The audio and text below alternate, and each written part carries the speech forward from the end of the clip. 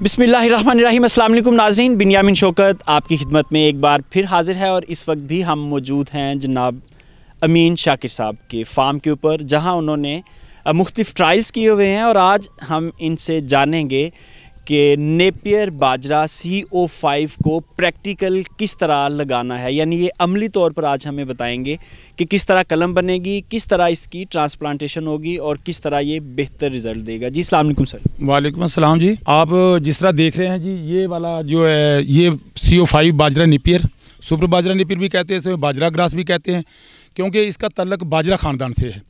और ये पीरियड है। पीरियड उसको कहते हैं जो एक दफ़ा चारा लगाए और वो 7, 8, 10 साल तक चलता रहे, उसको हम पीरियड कहते हैं।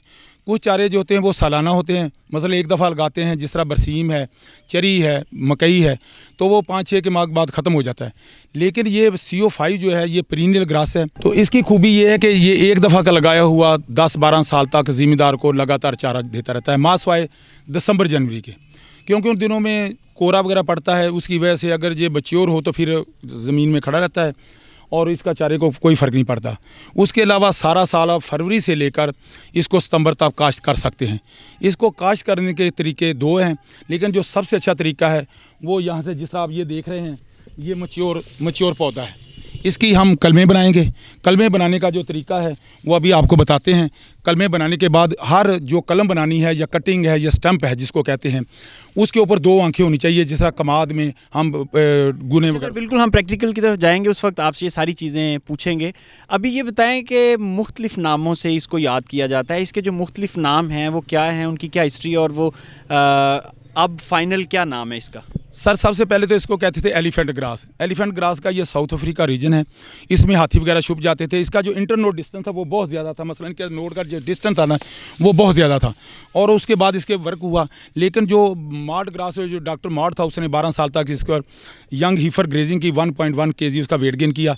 लेकिन उसमें जो डीमेरिट था, इसके पत्तों के ऊपर कसार थे। कसार होने की वजह से ज़िम्मेदार उसको काटने में प्रॉब्लम होती थी, जानवर भी कम खाते थे, तो इचिंग होती थी, जिससे प्रॉब्लम क्रिएट होते।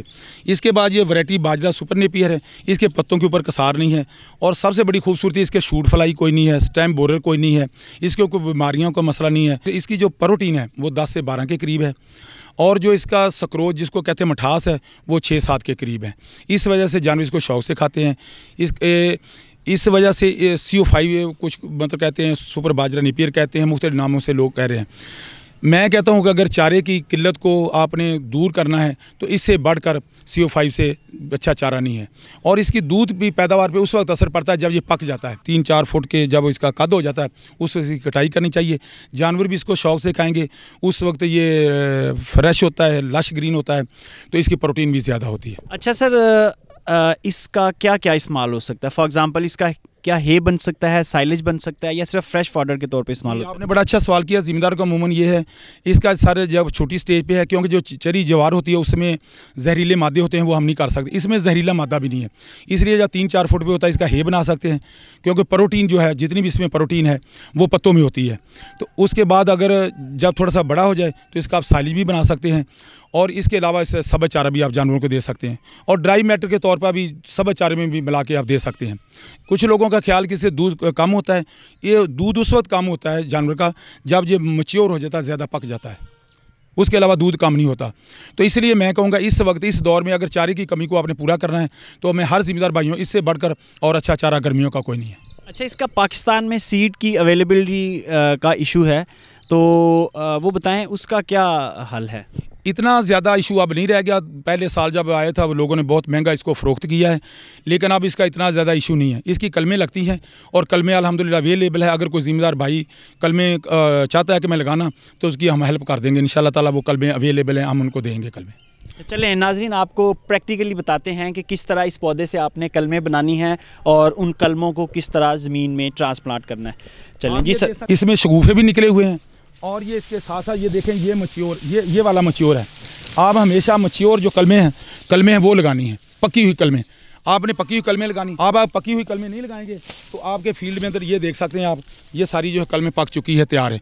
इसको ले जाने के बाद फिर इसके जो अच्छा सर, मेरा एक सवाल है कि जो हमने जानवरों को डालना है वो और होना चाहिए और जिसकी कलमें बनानी है वो मैच्योर होना जी, वो मैच्योर होना चाहिए, बिल्कुल ठीक है, क्योंकि कच्ची वो तो कच्चा डालते हैं ना जी, तो इसके लिए ये इसकी कलमें बनाते हैं। और इस तरह इसकी कलमें बनानी है जिसकी 2 आंखें हम कहते हैं कि यानी कि 2 इसकी ये बर्ड्स हैं, ये 2 होनी चाहिए। मैं कैमरामैन से रिक्वेस्ट करूंगा कि वो थोड़ा क्लोज में दिखाएं ताकि ये इसकी अब ये इसकी कलमें बना रहा है।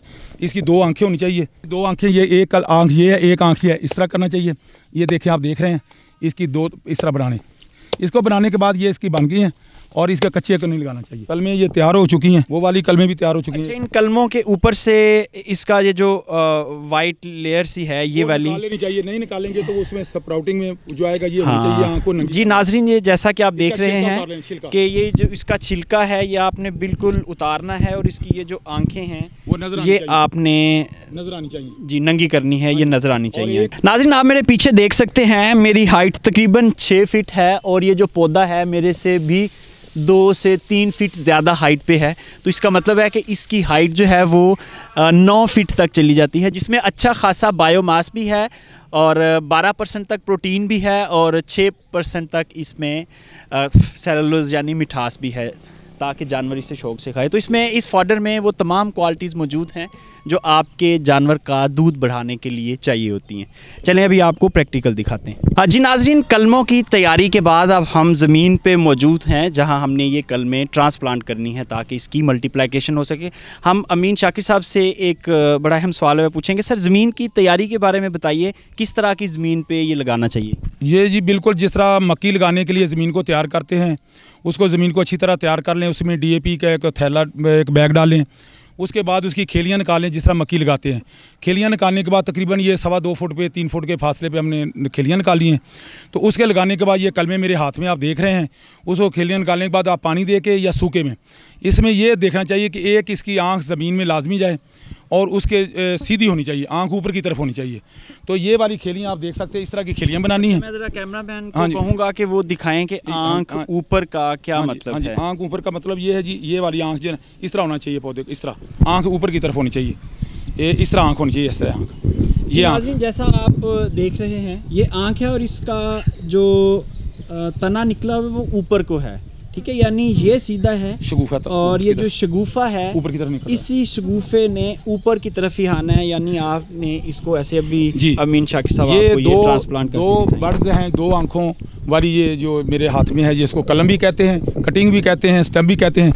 इसको लगाने का तरीका ये है कि आपने तकरीबन हाफ, एक आंख ज़मीन में और इसका हाफ इस तरह लगाना है, इस तरह ऐसे ऐसे 3-3 फुट के फासले पे आपने लगाते जाना है। इसकी आंख एक लाजमी ज़मीन में होनी चाहिए, उसके उतने ही अच्छे रिज़ल्ट आपको मिलेंगे। ये देखते जाएं आप, ये देख रहे हैं आप, इस तरह लगाना है। इंशाल्लाह ताला सूखे में भी लगा सकते हैं, पानी लगा के भी लगा सकते हैं और इसके बाद जो ये 7-8 दिन में स्प्राउटिंग इसकी शुरू हो जाएगी। अच्छा सर, अगर सूखे में लगाते हैं तो उसके फौरी बाद पानी देना है? उसके फौरी बाद पानी देना ताकि इसके सक्कुलेंसी रहे और स्प्राउटिंग जल्दी हो सके। अच्छा, ये बताएं कि ये खेली के दोनों तरफ यानी बेड के दोनों तरफ ये लगेगा या एक तरफ? नहीं, तरफ लगाएं ज़्यादा बेहतर है, क्योंकि इसका बूटा जो एक जब लगाते हैं उसके 3-4 निकलते हैं, फिर फर्स्ट कटिंग के बाद फिर 10-12 निकलते हैं शगुफे, उसके बाद इसकी स्प्राउटिंग जो शगुफे हैं वो 40-45 के करीब हो जाते हैं। इसीलिए इसको कम से कम 3 फुट हर साइड पर फासला होना चाहिए इसका। तो फिर इसका मतलब ये है कि अगर हम इसको दरमियान में लगा दें तो उससे क्या फ़र्क पड़ेगा? उसके ऊपर पानी नहीं जाएगा, उसके वो जो इसको पानी नहीं मिलेगा रूट्स को, और वो मसला पैदा होगा। सर, हमारे फार्मर्स को इसकी कुछ खसूसियात बताएं। सबसे बड़ी खसूसियात इसकी ये है कि एक दफ़ा लगाएं और 10-12 साल तक इससे पैदावार लें, और सबसे बड़ी फ़ी एकड़ जो पैदावार है वो सालाना तकरीबन 7-8 हज़ार मन है। और जो दूसरी इसके मुकाबले में ज्वार बाजरा वो बार बार लगाते हैं, उसकी 400-500 मन से ज़्यादा पैदावार नहीं होती। तो मैं ज़िम्मेदार भाइयों कहूँगा इसके ऊपर कसार नहीं है, एक दफ़ा लगाएं और सस्ता चारा है, और इसको तकरीबन साल में 4-5 दफ़ा इसकी कटाइयाँ होती हैं। आपको बार बार हल चलाने का खर्चा कम होगा। इसकी जानवर इसको खाने के बाद दूध भी अच्छा देते हैं। कुछ लोगों का ख्याल है कि इसमें इसको खिलाने से दूध जो कम हो जाता है, गलत बात है। ये उस वक्त दूध कम होता है जब ये पक जाता है, और उससे पहले जो है वो जो दूध इसका कम नहीं होता। तो तीसरी चीज़ है कि ट्रू वैरायटी है CO5 वो लगाएं, क्योंकि कुछ लोग 2 नंबर किस्म के बाज़ार में CO4 और मार्ट ग्रास के नाम से जो मार्केटिंग कर रहे हैं, जितनी देर तक आपको इल्म ना हो उतनी देर तक वो इसको ना लगाएं, इसकी कलमें ना लगाएं। तीसरा, इसकी जो सबसे बड़ी बात है, लगाने के बाद भूल मत जाएं, इसको हर कट के बाद एक यूरिया। दूसरी सबसे बड़ी बात है, जब हम मक्की लगाते हैं उसको शूट फ्लाई आ जाती है, बोरर आ जाता है, कुछ इस तरह के इंसेक्ट आ जाते हैं, डिजीज़। इसकी सबसे बड़ी खूबी है कि इसके ऊपर ना कोई शूट फ्लाई है, ना कोई बोरर का अटैक है। जब चारों की कमी होती है, अप्रैल मई में जाके आप देखें कि बरसीम का चारा जो ख़त्म हो रहा होता है, आगे गंदम लगी होती है, चारा नहीं, ये चारा आपको अवेलेबल होगा। और उसके बाद सितंबर अक्टूबर में जब बरसीम लगा रहे होते हैं उस वक्त चारा नहीं होता, इसका चारा अवेलेबल होगा। और सबसे बड़ी बात है, इसके नंबर ऑफ़ लीफ बहुत ज़्यादा हैं, जानवर शौक से खाते हैं। और किसी किस्म का मैं कहता हूं कि इससे बढ़कर अच्छा चारा जो नहीं है। इसका साइली बना सकते हैं, इसका हे बना सकते हैं, इसका सब चारा बना सकते हैं, इसको ड्राई मैटर के तौर पर बरसीम में सर्दियों में डाल सकते हैं। अच्छा सर, नॉर्मली जो मकई हम लगाते हैं चारे की कमी को पूरा करने के लिए, वो खासी एक्सपेंसिव है, 35 से 40 हज़ार सिर्फ उस वक्त लग जाते हैं जब एक दफ़ा हम लगाते हैं, और फिर हर दफ़ा लगानी पड़ती नहीं। तो उसके मुकाबले अगर कॉस्ट का कंपैरिजन किया जाए तो कितना फ़र्क पड़ता है इसमें? मेरे हिसाब से जो 75% पड़ता है, क्योंकि जो इसकी कलमों की कास्ट है वो ही उसी वक्त जो खर्चा वही है। उसके बाद हमें सिर्फ खाद डालनी है, ना हल चलाना है और पानी देना है। जिस तरह ये मौसम है, अब हाई ह्यूमिडिटी, हाई टेम्परेचर, इसमें ग्रोथ इसकी बहुत ज़्यादा होती है। इन दिनों में तो इसकी 35-40 दिन के बाद आप इसका जो लॉ है, जो कटिंग है, वो ले सकते हैं आप। तो आप खुद देखें, साल में 4 कटिंग का 7-8 हज़ार मन चारा कम नहीं है। तो जबकि मक्की इसके मुकाबले में 6-7 दफ़ा लगाएंगे, फिर भी वो 6-7 हज़ार मन चारा नहीं होगा। अच्छा, अगर पर केजी कॉस्ट निकाल ली जाए तो तकरीबन ये लेस दैन 1 रुपीज़ आएगी? मेरे ख्याल से इससे भी कम में होगी, को पैसों में होगी। क्योंकि खुद देखें ना, 7-8 हज़ार मन पर एकड़ के हिसाब से, तो उसको जब मल्टीप्लाई करेंगे तो पैसों के हिसाब से जो कास्ट आपकी आई है, इनपुट्स जो दिए हैं आपने, मासवाई DAP के, वो खाद के या यूरिया, हर कट के बाद आपने urea, high humidity, high temperature, इसमें हाईली रिस्पॉन्ड टू यूरिया जितना डालते जाएंगे। लेकिन मैं ये कहूँगा कि आपके जानवरों से जो दूध निकालते हैं उसमें कैल्शियम, फास्फोरस, हर चीज़ जानवर से निकालते हैं, इसलिए यूरिया ना डालें, बल्कि इसमें DAP भी डालें, पोटाश भी डालें। उतना अच्छा असर आपके जानवर की हड्डियों पे पड़ेगा और जानवर दूध ज़्यादा देगा। ये था आज का प्रोग्राम। अपने मेज़बान बिन्यामीन शौकत और हमारे मेहमान चौधरी अमीन शाकिर साहब को इजाज़त दीजिए। इंशाल्लाह एक अगले प्रोग्राम में आपसे बहुत जल्द मुलाकात होगी। खुदा हाफिज़।